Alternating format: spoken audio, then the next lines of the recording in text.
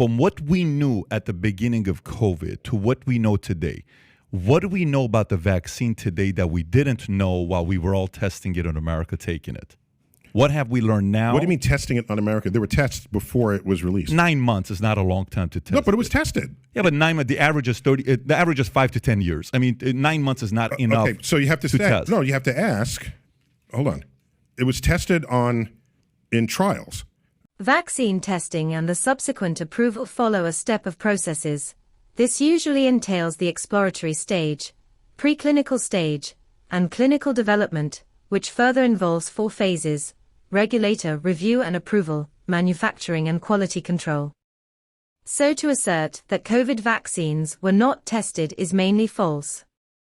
So I guess the confusion is comparing the average time taken for vaccine development to the time it took to develop the COVID vaccine. Here is a look at how it was done. The following video better explains how the world accelerated vaccine developments. Vaccines have saved millions of lives and are among the medical field's greatest successes. The first vaccines against COVID-19 were a breakthrough on several levels. Not only were they developed extremely quickly, they also use a powerful technology called mRNA. So how did it take such a short time, less than a year, to develop these vaccines? In fact, scientists had been researching mRNA vaccines for decades before the coronavirus pandemic. Before 2019, the world had already seen 2 coronavirus outbreaks.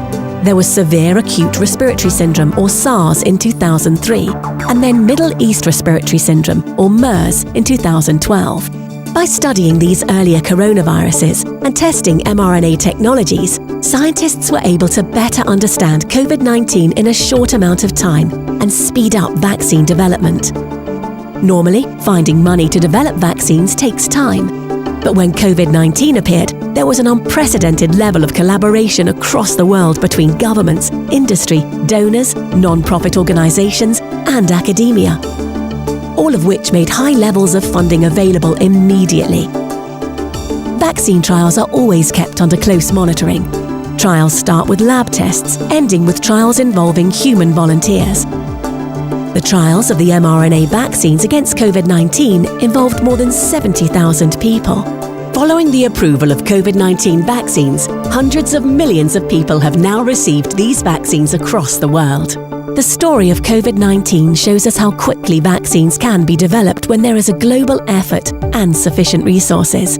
It is also clear proof that the processes to develop successful vaccines can be sped up without reducing the level of safety.